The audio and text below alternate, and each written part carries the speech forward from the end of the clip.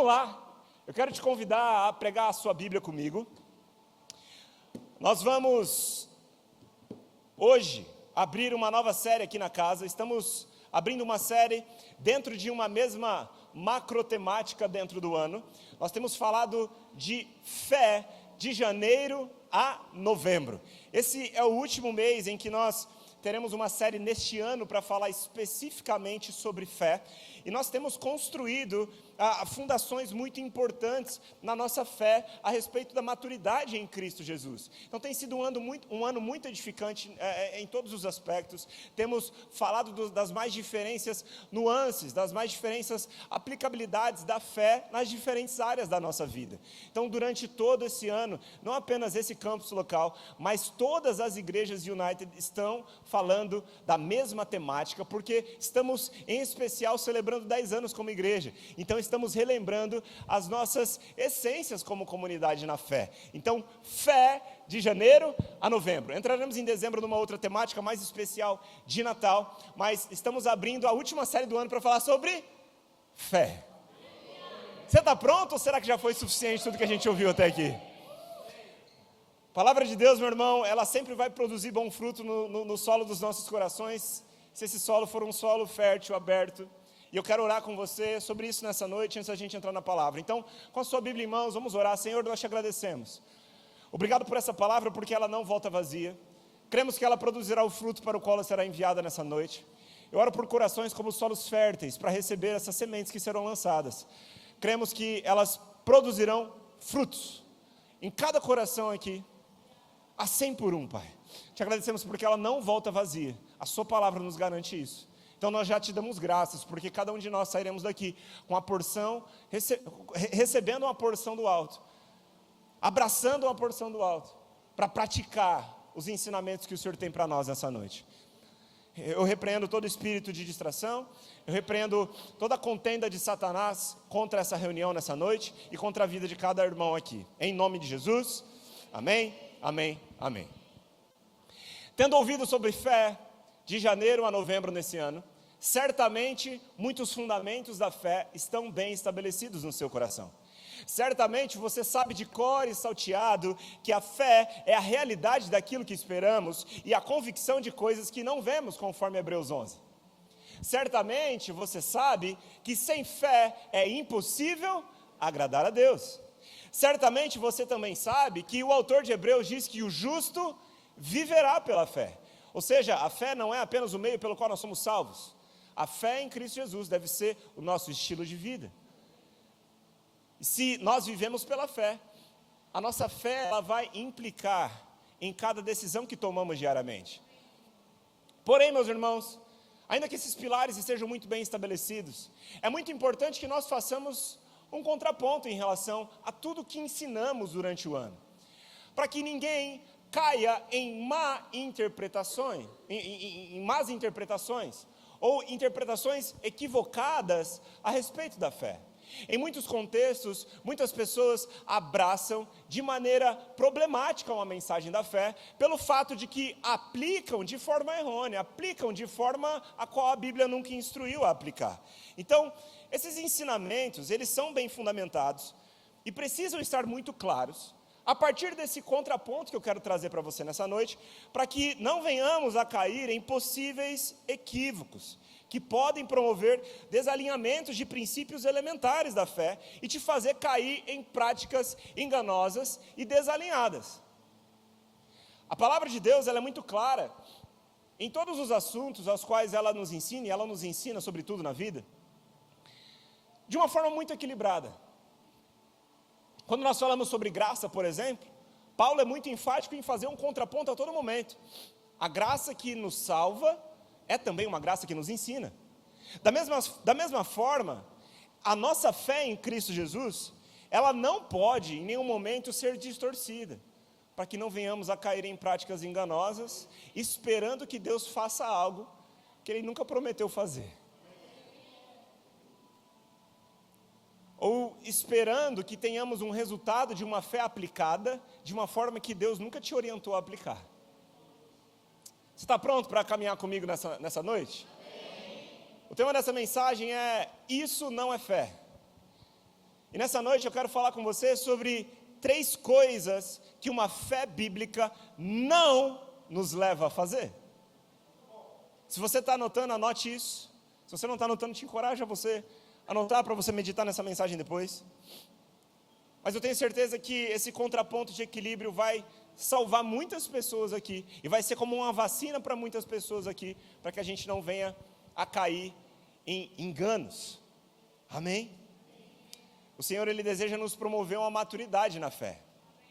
Uma maturidade na fé não é a ausência de uma fé ousada.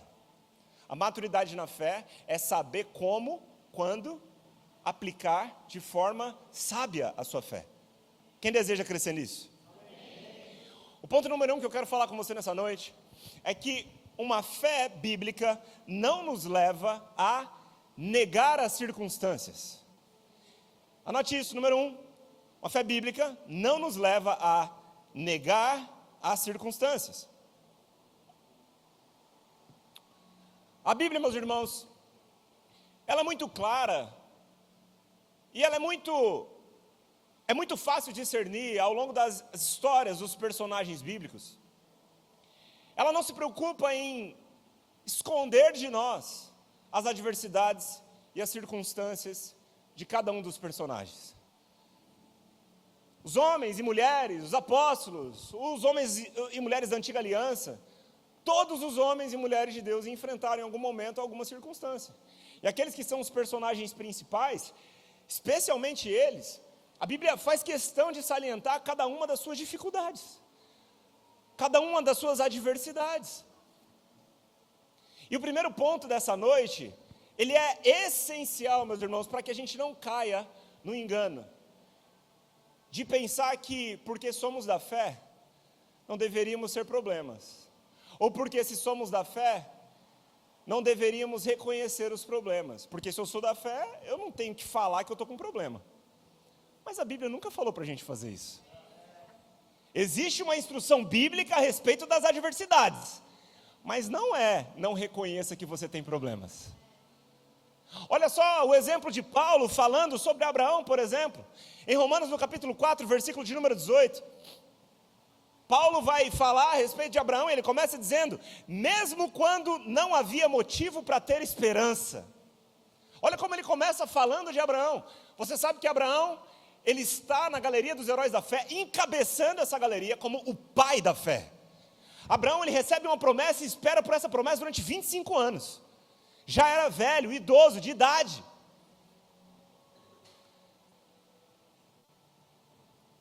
Esperando no Senhor.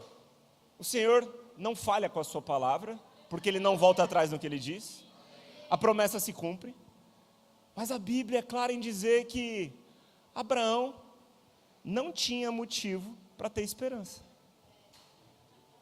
Porque a realidade natural, a condição natural dele não cooperava com a palavra que o Senhor deu.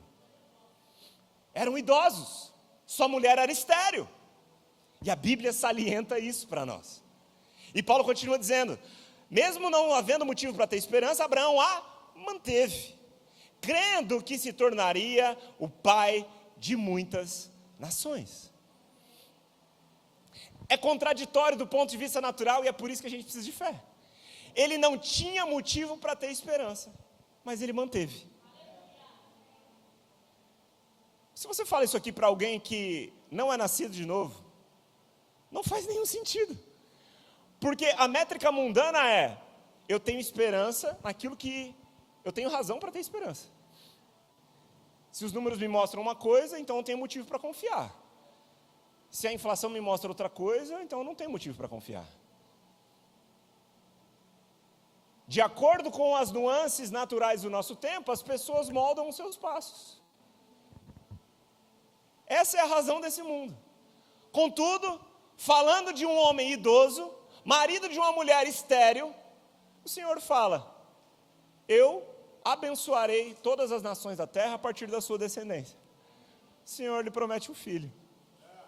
E mesmo não tendo motivo para ter esperança, você concorda comigo que ele não tinha motivo para ter esperança, naturalmente falando? Ele a manteve. É aí que entra a fé em ação, meu irmão. A fé não entra em ação para negarmos o que está acontecendo. ela entra em ação para nos posicionarmos diante do que está acontecendo, para mantermos a nossa esperança em algo que vai além do que eu estou vendo. Afinal de contas, isso é fé. É a convicção de coisas que eu não vejo. Se você está vendo, você não precisa de fé. Princípio básico de fé: convicção do que não se vê. E muitos irmãos caminham tentando se apegar apenas no que se pode ver. Contraditório a um cristão que deveria viver pela fé. Faz sentido? Mas não somente o exemplo de Abraão é relatado. O salmista, no capítulo 34, verso 19, diz: o justo enfrenta muitas dificuldades, mas o Senhor os livra de todas elas. Repara, Abraão não tinha motivo para ter esperança, mas ele manteve. O justo enfrenta muitas dificuldades, mas o Senhor o livra de todas elas. Os poréns de Deus, os mas de Deus, sempre nos trazem ensinamentos e boas notícias. Notícias que não corroboram com o ponto de vista natural. Mas, espiritualmente falando, existe um posicionamento que a gente pode tomar, crendo que aquele que começou a boa obra em nós é fiel para completar. Agora lembra de Paulo, o mesmo que está escrevendo a Abraão, o mesmo que está escrevendo sobre Abraão aos Romanos. O mesmo Paulo que está falando da dificuldade de Abraão, é um Paulo que, quando nós vamos ler a sua vida, nós compreendemos que ele enfrentou também muitas dificuldades. Desde quando ele se converte até quando ele é morto. Olha só o que Paulo enfrenta. Eu fiz um breve resumo para falar para você. Paulo, ele foi perseguido em Damasco, ele foi rejeitado em Jerusalém, ele foi esquecido em Tarso, ele foi apedrejado em Listra, ele foi preso e açoitado em Filipos, ele foi escorraçado em Tessalônica, ele foi insultado em Bereia, Atos e Corinto, ele sofreu um naufrágio a caminho de Roma, ele enfrentou feras em Éfeso, ele foi preso em Jerusalém e em Roma, ele passou fome, sede, frio, nudez. Eu tenho certeza que eu e você não passamos nem pela metade das dificuldades que ele passou. Só que olha o que esse mesmo Paulo escreve. Olha que encorajador. Olha que contraditório. Olha que antagônico. Mas olha que precioso. Olha o que Paulo escreve aos Romanos. O que nos separará do amor de Cristo, no capítulo 8, verso 35. Serão aflições ou calamidades, perseguições ou fome, miséria, perigo ou ameaça de morte. Ele está falando de coisas que ele vivenciava. Eu enfrento tudo isso, em outras palavras ele estava falando. Mas será que isso aqui vai nos separar de Cristo? Olha só como ele diz na continuidade. Como dizem as Escrituras, por causa de ti enfrentamos a morte todos os dias. Somos como ovelhas levadas para o matadouro. Mas, apesar de tudo isso, primeiro ponto, ele está reconhecendo que essas coisas anteriores são reais. Apesar de, ele não está falando que isso aqui não existe. Ele está falando, apesar de. Como é que ele continua? Apesar de tudo isso, somos mais que vencedores, por meio daquele que nos amou. Ele está falando comigo e com você. Você, meu irmão, minha irmã, que enfrenta tanta dificuldade. Você que foi preso, que é ameaçado de morte. Não é o nosso caso, porque os discípulos estavam enfrentando aquilo lá, né? Tem irmãos em algumas regiões do mundo hoje que enfrentam isso. Você que passa por tantas dificuldades, você que é oprimido, você que tem opositor, você que enfrenta tantas dificuldades. Essa era uma promessa de Deus para você. Que enfrentaríamos muitas dificuldades, mas como é que ele termina te chamando de mais que vencedor? Como é que alguém que está baleado como Paulo, como é que alguém que do ponto de vista natural está enfrentando tantas dificuldades, pode usar de todas elas e ao mesmo tempo declarar que somos mais que vencedores? Só se for pela fé. E é nesse lugar que a nossa fé entra em operação diante das circunstâncias. A fé não nega as circunstâncias, a fé não nega as adversidades, mas a fé nos promove uma força, nos promove um ímpeto espiritual para nos posicionarmos diante de cada uma delas. As adversidades não devem ser ignoradas ou negadas, elas devem ser enfrentadas com fé. Digo isso, irmãos, porque na vida comunitária, eu sei que, por muitas vezes, tomar para si uma interpretação extrema a respeito dessas questões, muitos irmãos preferem negar suas dificuldades. E ao negar as suas dificuldades, não estão levantando o seu escudo da fé. Porque se você se faz acreditar que uma dificuldade não existe, você não precisa estar preparado para enfrentar. Mas se não existe, então está tudo bem. A palavra nos orienta a entendendo, a apesar de, ou seja, reconhecendo que existe oposição, a enfrentar cada uma delas, com uma fé em algo que não provém daqui. É por isso que quando Paulo também escreve aos Efésios, no capítulo de número 6, a respeito de uma armadura espiritual, ele fala sobre um escudo da fé, que precisa ser levantado contra os dardos inflamados do maligno. Se você não reconhece que tem oposição, você precisa de escudo para quê? E é exatamente aí, irmãos, que o diabo aproveita para oprimir muitas pessoas, tentando colocá-las num lugar de confusão do que é uma vida na fé. Já que eu nasci de novo em Cristo, eu não deveria ter problema. Ou já que eu nasci de novo em Cristo, então esses problemas não deveriam ser reconhecidos por mim, porque eu sou da fé, então eu vou atravessar cada um deles. Não é ignorando os problemas que você atravessa eles. Primeiro, reconheça as adversidades, reconheça os problemas, reconheça as tempestades, mas se levante. É por isso que Paulo também pode dizer, em 2 Coríntios, capítulo 4, versículo de número 17, pois essas aflições, pequenas e momentâneas. Irmão, olha o tanto de coisa que Paulo passou. Eu fiz uma lista para você, mas ele consegue chamar essas coisas de aflições pequenas e momentâneas. Por quê? Para onde é que ele estava olhando? De onde? Que mundo esse cara veio? Ele estava com os olhos fixos em algo além delas. E a resposta está na continuidade quando ele diz: essas pequenas e momentâneas aflições que agora enfrentamos produzem para nós uma glória que pesa mais do que todas as angústias e durará para sempre. Paulo não ignora as circunstâncias, ele diminui elas, porque quando comparadas com uma glória que há de vir, que durará para sempre, então isso aqui é pequeno e momentâneo. Ainda que exista, é pequeno e momentâneo. Ou seja, o ponto, meus irmãos, é nos apegarmos a algo que é muito maior do que o que enfrentamos. O ponto não é ignorar uma tempestade se levantando. O ponto é você se posicionar diante dela com os olhos em algo que é muito maior. Isso vai te fazer permanecer. Não é ignorar a tempestade, mas é se levantar contra. Sabendo que existe um Deus que não te desampara, sabendo que existe um Deus que está contigo a cada passo, sabendo que existe um Deus que começou uma boa obra na sua vida, e que esse Deus é fiel para completar. Aleluia! Enfrentar uma circunstância, uma adversidade não significa não ter fé. Fica em paz para compartilhar as suas questões. Fica em paz para ser vulnerável com pessoas que você confia.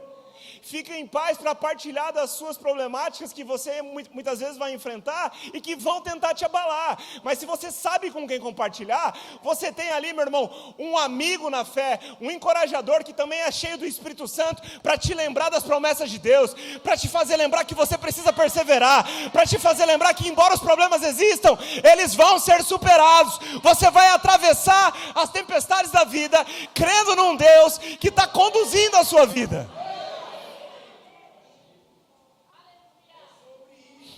Quem está comigo ainda?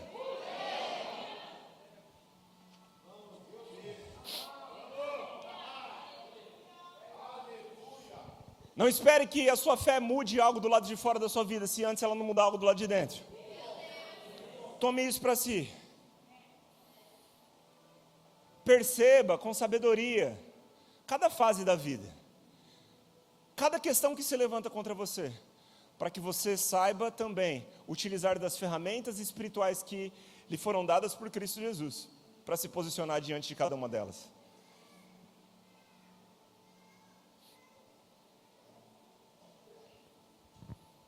Procurar um médico não é ter falta de fé.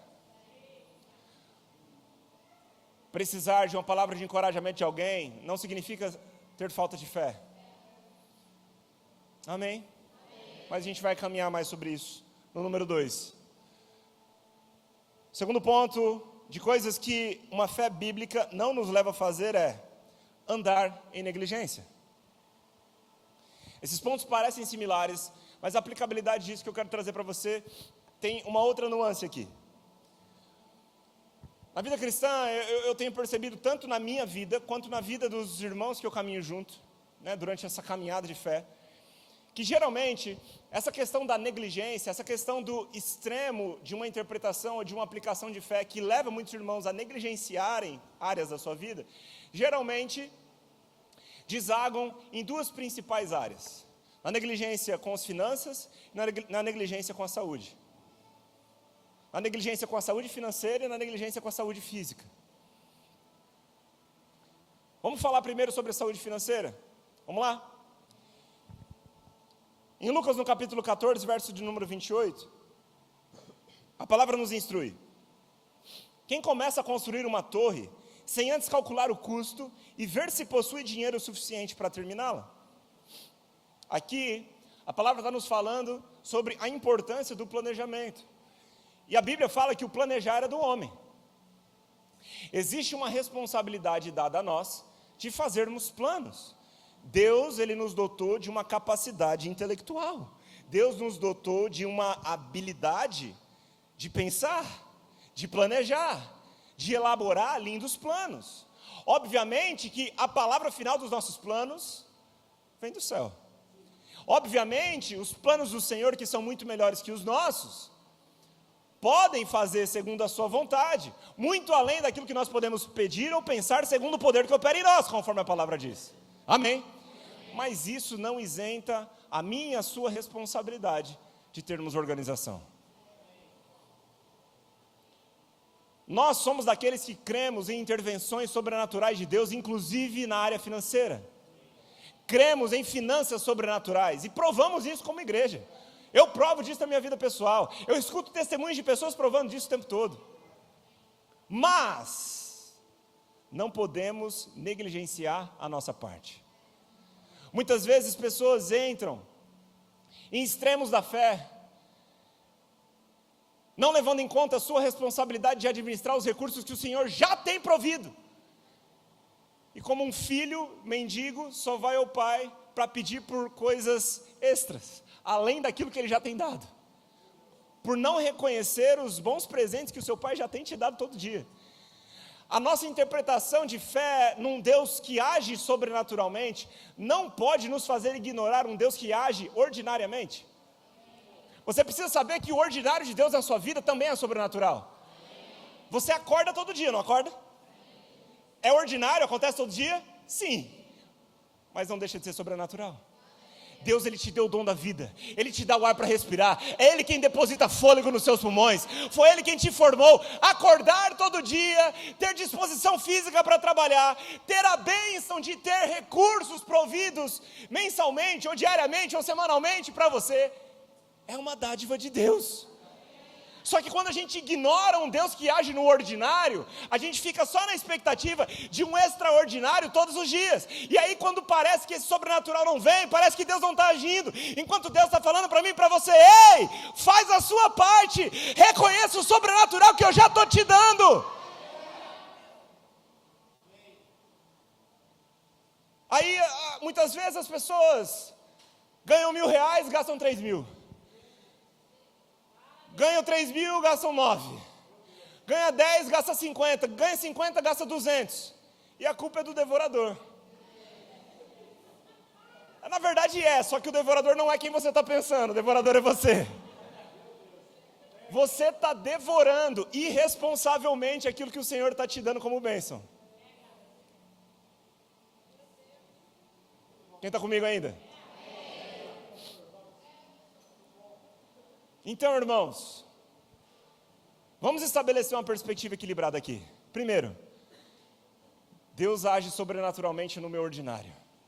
Eu acordei, essa é uma dádiva de Deus. Eu posso trabalhar, essa é uma dádiva de Deus. Eu posso elaborar os meus planos, essa é uma dádiva de Deus, porque Ele me deu capacidade para isso. Eu também posso crer num Deus que intervém quando eu preciso. Sim. Mas não coloque na conta de Deus aquilo que na verdade é falta de responsabilidade sua.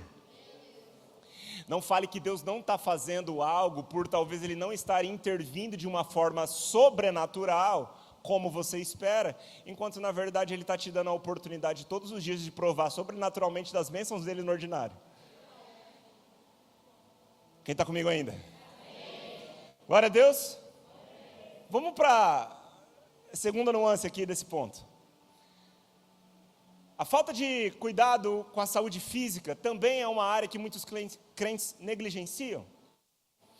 E primeiro, antes de começar a falar aqui, eu quero dizer algo para você. O que eu vou dizer nessa noite aqui, não tem como base padrões estéticos. Eu estou falando sobre saúde, ok? Tem pessoas de diferentes padrões estéticos, saudáveis e não saudáveis, ok? Eu estou falando sobre saúde. E quanto à saúde, Paulo, ele instrui a Timóteo, inclusive, sobre o cuidado com ela na prática de exercício físico. Paulo fala a Timóteo, na sua primeira carta, no capítulo 4, verso 8, o seguinte: o exercício físico tem algum valor. Ele está falando sobre o valor do exercício físico. Meus irmãos, os homens na Bíblia, naquele momento ali, naquele tempo, olha só, a gente vê ali em vários relatos, por exemplo, quando Jesus ele passa em Samaria e tem um encontro com aquela mulher no poço samaritano de Sicar. Mulher samaritana, dá-me de beber. Todo mundo sabe, conhece essa música. Se você não conhece, se você nunca leu a passagem, pelo menos a música você lembra, amém? Aquela mulher lá. Jesus, ele estava numa viagem da Judéia para Galiléia, uma viagem da região sul em direção à região norte de Israel. Essa viagem, ela era uma viagem de aproximadamente 150 quilômetros. E eles não iam de metrô. Era a pé, ao ponto de que quando Jesus chega em Samaria, a Bíblia diz, cansado da longa caminhada, Jesus sentou-se junto ao poço. Samaria ficava mais ou menos na metade, né, dessa viagem. Então, eles tinham caminhado ali cerca de 70 quilômetros. Você caminha 70 quilômetros assim no dia a dia? Você duvida que Jesus ele tinha um bom físico para conseguir fazer isso? Você duvida que os discípulos tinham um bom preparo físico para conseguirem fazer isso?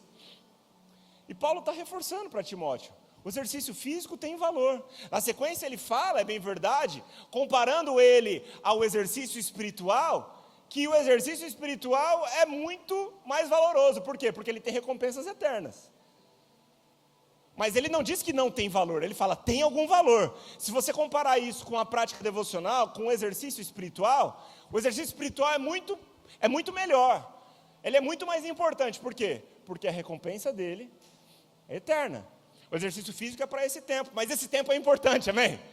Deus te deu um corpo, uma casa a qual Ele habitou com o Espírito dEle, para você cuidar e zelar até o último dia da sua missão aqui. Então não podemos entrar em negligências para dizer que, por exemplo, cremos e temos uma fé extraordinária para crer num Deus que cura, mas ao mesmo tempo, essa fé extraordinária não te faz se mover com a sua autorresponsabilidade de cuidar do seu corpo. A fé é grande para crer num Deus que opera milagres, mas não é grande assim para me mover com cuidado com o meu corpo. É a mesma Bíblia que está dizendo, de um Deus que cura. E é o mesmo Paulo que em Atos, a Bíblia diz que Deus concedeu a ele poder para realizar milagres extraordinários. O mesmo Paulo que Deus usou para operar curas sobrenaturais, escreve a Timóteo, o exercício físico tem valor, e não apenas isso, ele diz, cuida da sua saúde, tomando um pouco de vinho diariamente, você está sofrendo frequentemente na sua saúde física. Essa passagem, ela está em 1 Timóteo 5, 23, ele diz, não beba apenas água, Timóteo, uma vez que você fica doente com frequência, toma um pouco de vinho por causa do seu estômago. Paulo está passando aqui como se fosse uma prescrição para Timóteo. Ele está prescrevendo um cuidado para Timóteo. Aí tem crente que leva isso para um extremo de um Deus que cura e ele cura, mas te fazendo pensar que médico é coisa do diabo. Te fazendo pensar que se você precisar de um médico, você está com falta de fé. Aonde está escrito isso, irmão? Ah, porque a ciência vai contra Deus. Meu irmão, a ciência comprova a existência de Deus. Quanto mais o conhecimento do homem expande os horizontes da ciência, mais esse conhecimento faz o homem chegar à conclusão da existência de um Deus. A ciência não vai contra Deus, porque a ciência é estudada a partir do que existe, e Ele criou tudo que existe. A ciência vai apontar para Ele. Existem cientistas tentando usar a ciência para dizer que Deus não existe.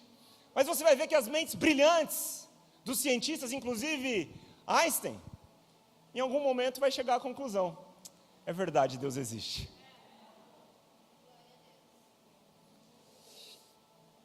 Não é falta de fé você ter um cuidado com a sua saúde, inclusive a partir de um cuidado médico.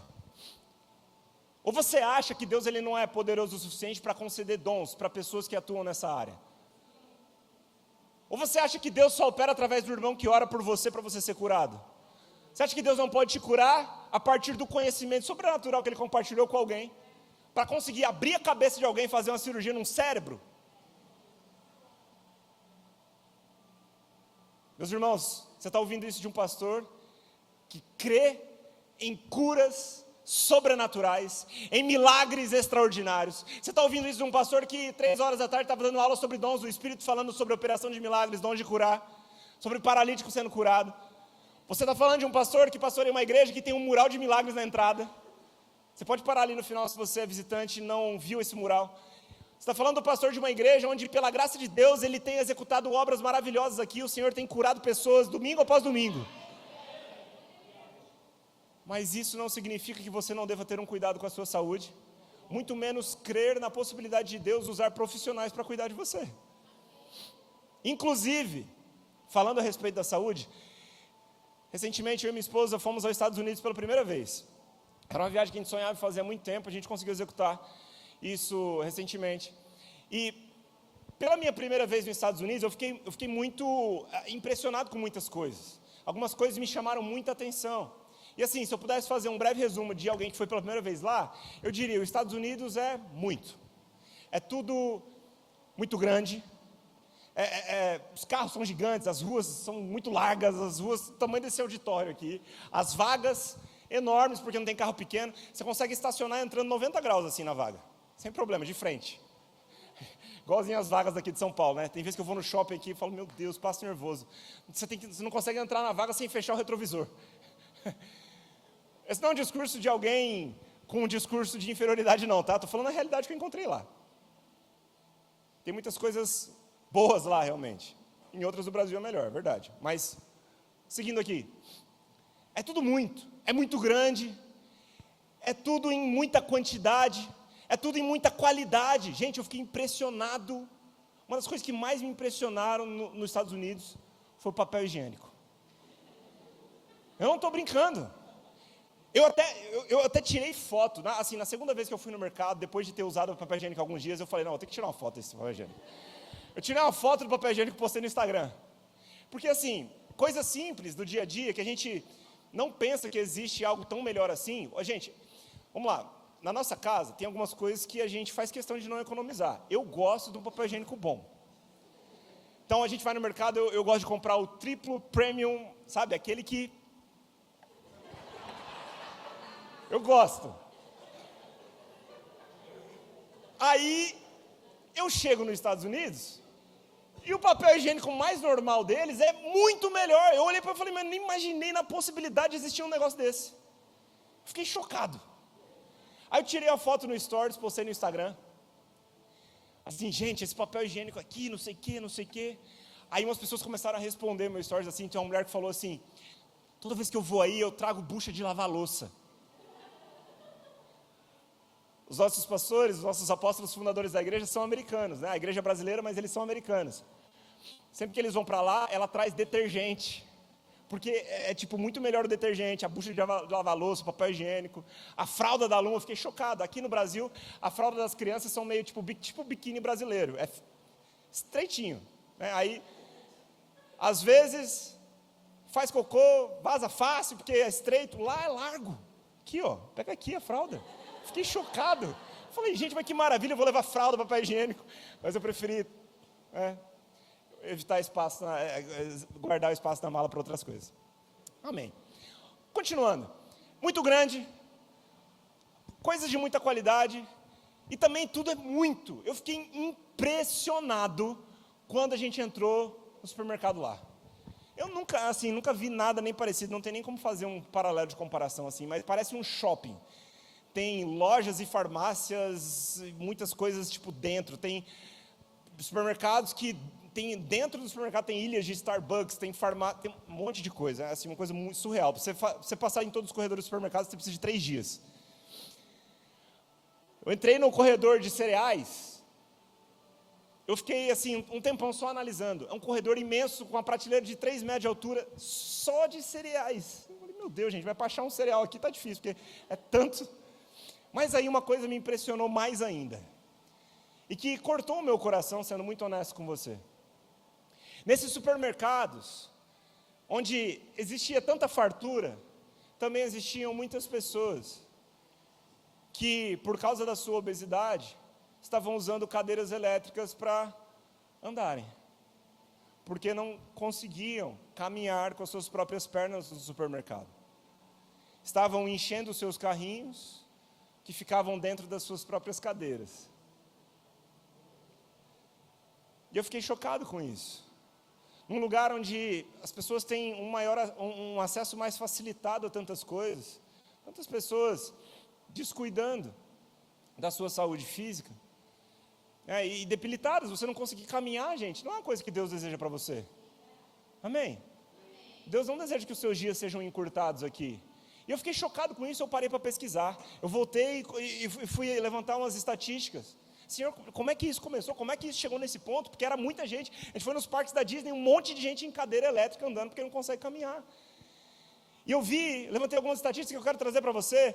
Nos anos 80, 15% da população adulta americana estava em obesidade. Quando a gente fala sobre obesidade nesse contexto, a gente está falando sobre saúde, amém? Nos anos 90, 23% da população americana adulta, então, era obesa. De 15 saltou para 23. Nos anos 2000, essa estatística subiu para 30. Nos anos de 2010, essa estatística subiu para 36. Nos anos de 2020, espante-se, essa estatística chegou em 42%. 42% da população adulta americana em estado de obesidade. Ao ponto de que agora existe uma grande corrente, um grande movimento crescente em direção a melhorias na oferta de alimentos mais saudáveis e uma maior educação na área da nutrição e da saúde.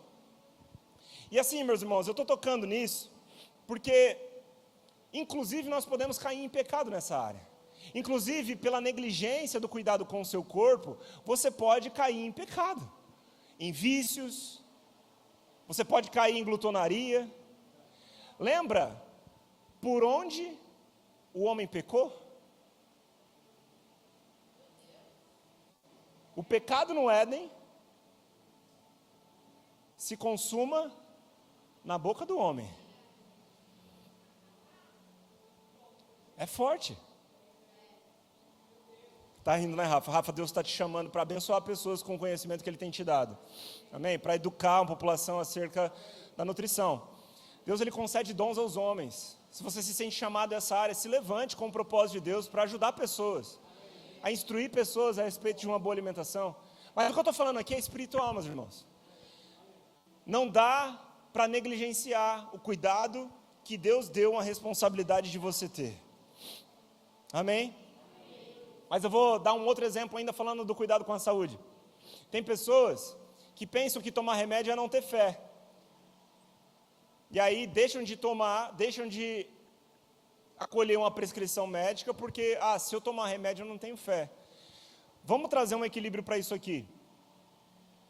Deus pode falar com você, especificamente em algumas situações, onde Ele está te acrescentando com o nível de fé para você se apropriar de uma cura, sem a intervenção de remédios? Sim.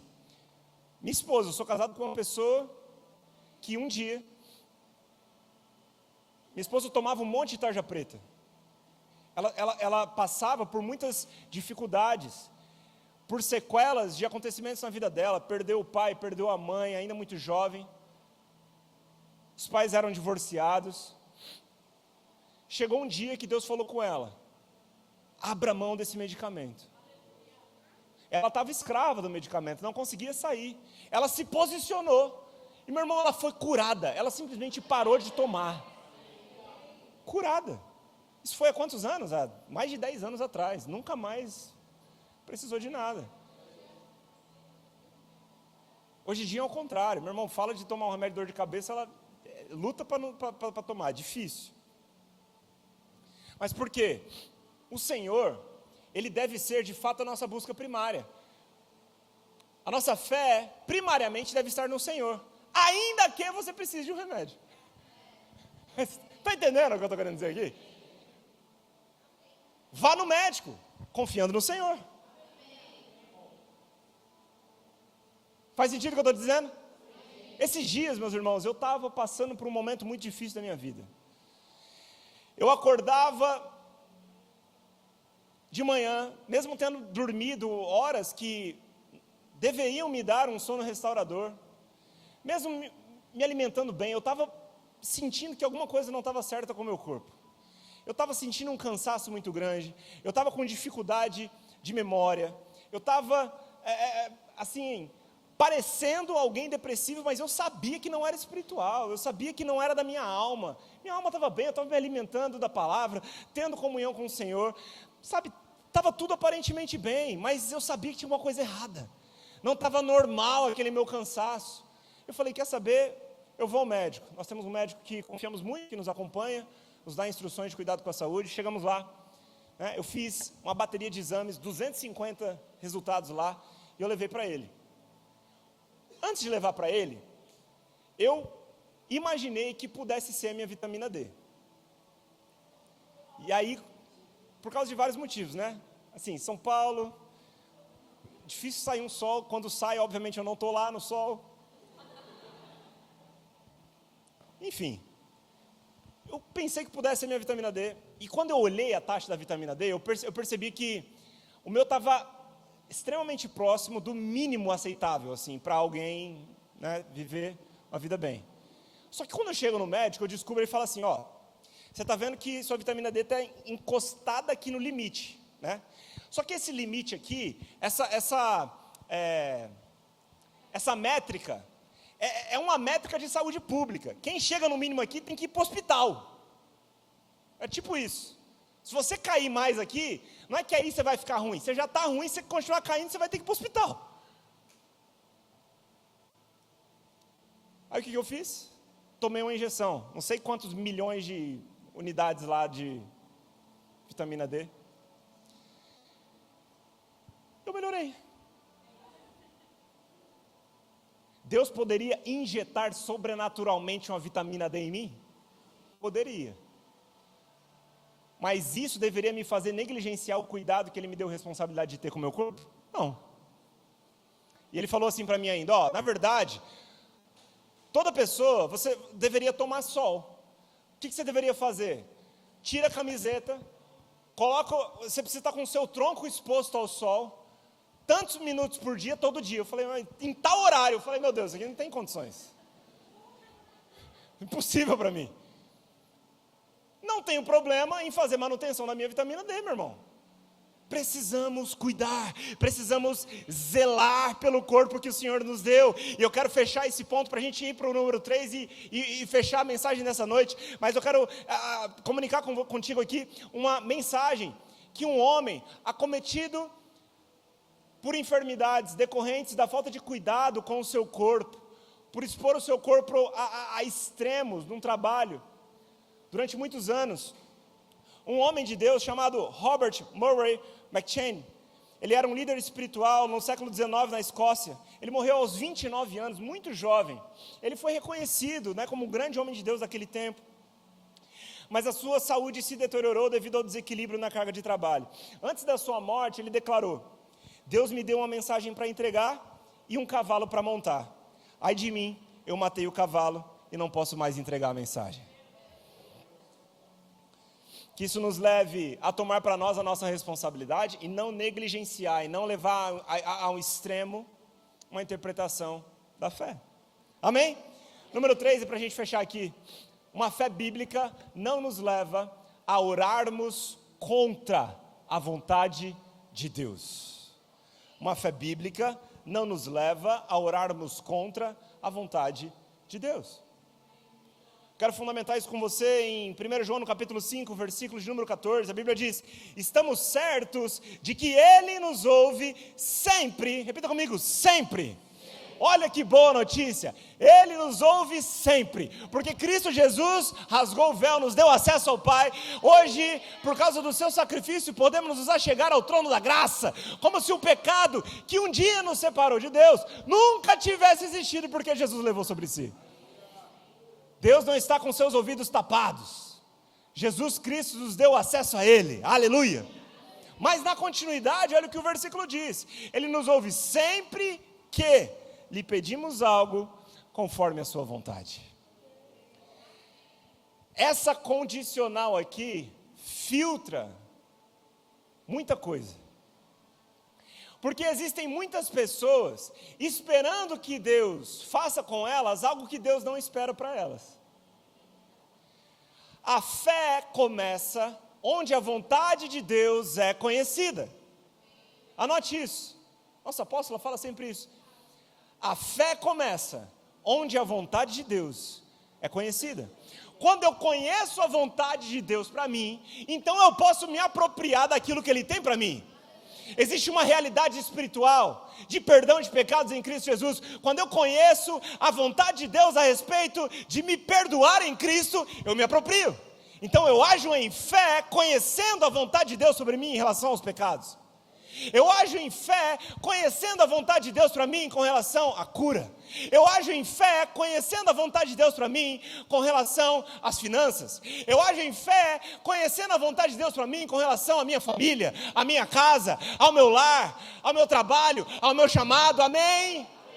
Mas se você não conhece a vontade de Deus, você cai num grande perigo de ir para um extremo, de fazer orações que nada tem a ver com a vontade de Deus.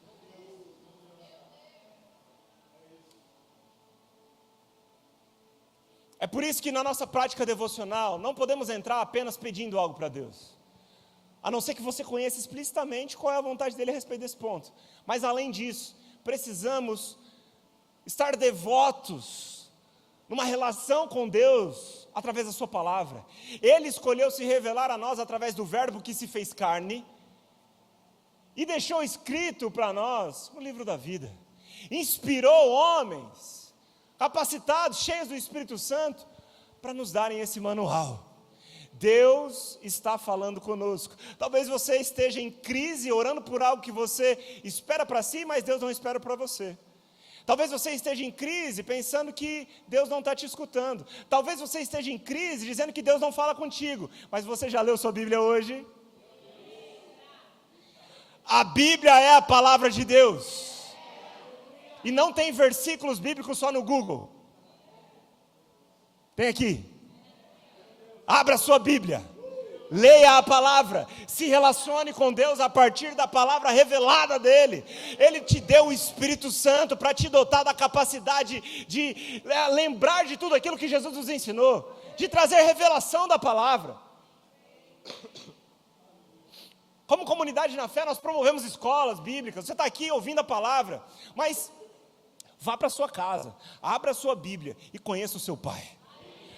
A Bíblia fala, o salmista diz, no capítulo de número 37, deleita-te também no Senhor, e Ele concederá os desejos do seu coração.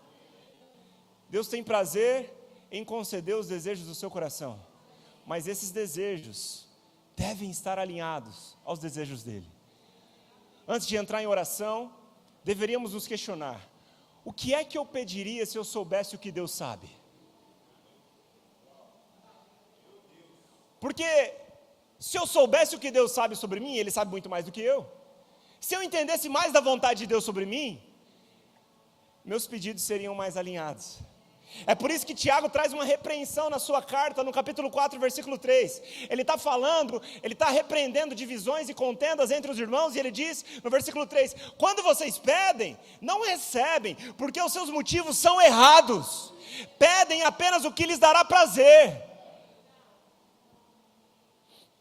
Mais uma vez, Deus tem prazer em atender os desejos do nosso coração, mas esses desejos precisam estar alinhados com a sua vontade.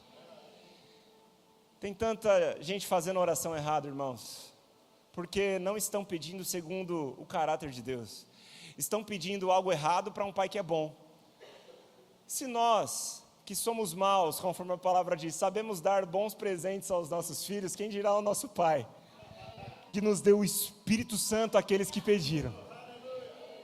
Você recebeu o maior presente que você poderia ter.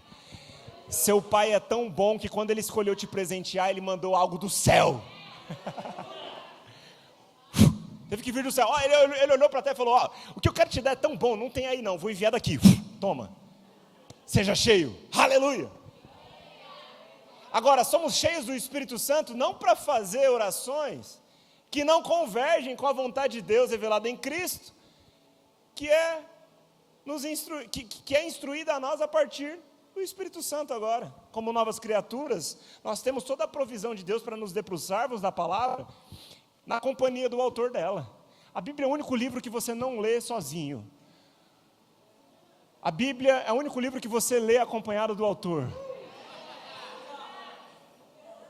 Amém. Se a gente conhecesse mais a vontade de Deus, a gente faria orações mais alinhadas. Tem tanta gente, o que eu estou falando aqui não é exagero, tá? Na caminhada de fé a gente vê coisas que a gente fala: meu Deus, não imaginava que existia isso. Todo dia a gente se surpreende um pouquinho mais, né? A gente vai aprendendo junto. Mas você sabia que tem gente pensando que está orando certo, enquanto está orando para desfazer casamento, para casar com o marido de outra pessoa?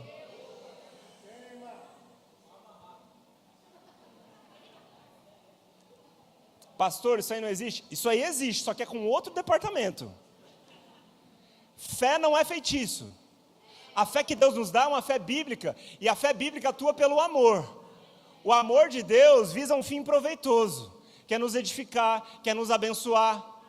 Você como um pai, ainda sendo mal, né, no sentido de que fomos acometidos pelo pecado, ainda que sejamos regenerados espiritualmente, não temos a capacidade plena de pensar como Deus pensa. Você que é um pai terreno, sabe dar bons presentes aos seus filhos? Quem dirá Deus? Deus, Ele não age contra a sua palavra. Você sabe que tem coisa que Deus não faz? Deus pode todas as coisas, sim ou não? Sim. Ele tem poder para, mas Ele não pode tudo. Tem coisas que Deus não pode. Uma delas é: Deus não pode mentir. A segunda é: Deus não vai contra a sua palavra. E as duas coisas significam o mesmo. Deus, Ele não vai contra a sua palavra. A Bíblia fala que todo dom perfeito provém do alto, e nele não há sombra de variação. Deus não muda, Ele é bom e ponto final. Um pai bom não dá presente mal. Um pai bom não vai corresponder à oração para desfazer casamento. Isso não existe, ok? Eu não estou dizendo que isso não existe, isso existe, mas não é o nosso pai que faz isso. Inclusive com crente não funciona. Se for crente, não funciona. Porque 1 João diz que Jesus, Ele venceu o maligno e Ele não nos toca. O que Ele pode fazer com você hoje é te influenciar a acreditar algo errado a seu respeito. E se Ele ganha a sua convicção de forma errada, você vai agir errado, vai desfrutar de frutos errados, e tudo que você planta, você vai colher. Agora, a instrução bíblica é clara. A fé que Deus nos dá, ela opera por um princípio superior. E esse princípio é o amor de Deus. Depois de Paulo ensinar aos coríntios, no capítulo 12, sobre dons espirituais, Paulo fala sobre os 9 dons, ele fala sobre cada um deles, ele dá instrução na igreja, para que a igreja possa operar em dons, de operar milagres, de curar pessoas, dons de profetizar, variedade de línguas, interpretação de línguas. Paulo instrui a igreja a respeito de palavra de conhecimento, palavra de sabedoria, conhecimento dele sobre o presente, passado, futuro, tanta coisa. E Paulo fala, vão, busquem com zelo esses dons, Deus deseja atuar através de vocês, é para nós, amém? Mas quando ele termina de falar do poder sobrenatural de Deus operando através de nós de forma miraculosa, ele entra no capítulo 13 falando sobre amor. E ele diz o seguinte: se eu falasse a língua dos homens e dos anjos, mas não tivesse amor, seria como um sino que ressoa ou um símbolo que retine. Se eu tivesse o dom de profecias, talvez você está desejando tanto um dom de profecias, talvez você está desejando tanto ser usado sobrenaturalmente, mas com um propósito que diverge da vontade de Deus a respeito das suas manifestações sobrenaturais. Sabia que o diabo também atua sobrenaturalmente? O diabo é um ser espiritual, e vou te falar mais uma coisa, ele é muito inteligente. Vou te falar mais uma coisa, ele tem autoridade sobre o mundo. O mundo jaz do maligno. O homem deu autoridade a ele. É por isso que obras malignas acontecem, porque o diabo tem autoridade para fazer isso, o homem deu para ele. Só que aqueles que estão em Cristo Jesus estão assentados num lugar muito mais alto que o diabo está. Porque nós estamos assentados em Cristo, à destra de Deus. Quando nós pensamos no diabo, precisamos olhar para baixo. Porque a Bíblia diz que ele está debaixo dos nossos pés. Amém? Contudo, irmãos, ao falar sobre a nossa fé em ação, Paulo continua dizendo: se eu tivesse o dom de profecias, se entendesse todos os mistérios de Deus e tivesse todo o conhecimento, talvez isso é tudo que você está buscando, dom, compreender os mistérios, ter conhecimento. Paulo continua dizendo, e tivesse uma fé que me permitisse mover montanhas. Talvez você chegou aqui com um grande problema, e tudo que você espera é que os seus problemas sejam resolvidos. Esses problemas são tão pequenos perto daquilo que Deus tem para fazer para a sua vida, meu irmão. Lembra que a gente está falando de uma perspectiva além das questões dessa terra? E para aqueles que vivem nessa perspectiva que transcende aquilo que nós temos nesse mundo, ele continua dizendo, se eu tivesse uma fé que me permitisse mover montanhas, mas não tivesse amor, eu nada seria. Não tente usar a sua fé em favor de algo que Deus não tem para você. Lembra de algo? Deus não pode uma coisa. Ele não pode mentir, Ele não pode ir contra a sua palavra. Não tente usar uma fé bíblica. Você pode usar fé para outras coisas, porque o princípio de fé opera inclusive em outras religiões, tá? Tudo aquilo que você crê e você coloca um empenho de fé, tá? Você vai trazer para a sua realidade aquilo. Você vai caminhar segundo o que você crê. Não existe ninguém que consegue ser neutro em relação à fé. A nossa fé, inclusive as nossas descrenças, guiam a nossa vida. Inclusive o ateu, ele crê que Deus não existe. Tudo bem? Ninguém é neutro em relação à fé.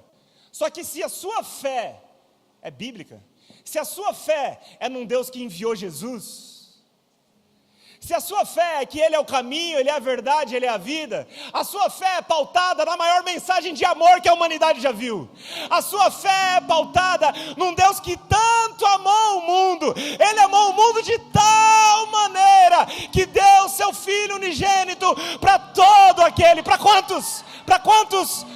Todo aquele que nele crê, não pereça, mas tenha a vida eterna.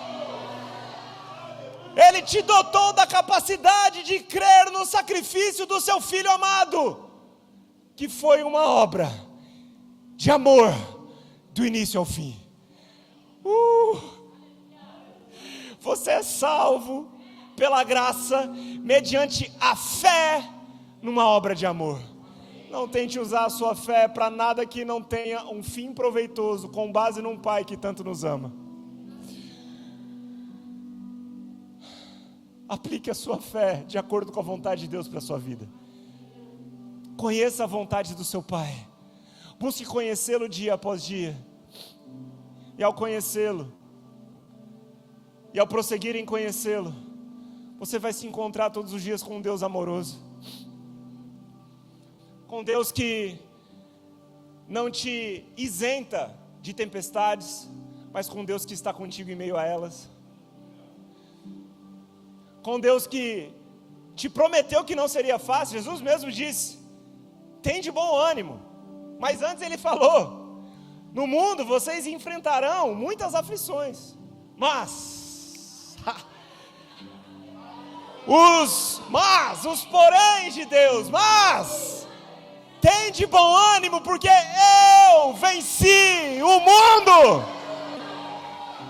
Pare de viver com a perspectiva limitada apenas a esse tempo, a esse mundo. Enquanto existe alguém que venceu o mundo, venceu a morte, e se você está nele, nem a morte pode te separar. Crente não morre, só muda de endereço, porque a morte eterna foi vencida por ele. Se você está aqui nessa noite, você ainda não tomou a melhor decisão da sua vida, que é decidir por Cristo. E se Ele tem te dado a capacidade de crer nele, como Senhor e Salvador da sua vida, crendo que Ele é o caminho, Ele é a verdade, Ele é a vida, e que ninguém vai ao Pai se não for por Ele, como Ele mesmo disse, essa é a noite de você tomar uma decisão que vai impactar não apenas nessa era, mas na era que há de vir. As decisões que nós tomamos aqui impactam a nossa eternidade. E é por isso que eu quero encorajar você hoje a tomar a melhor decisão da sua vida. Se coloque de pé no seu lugar.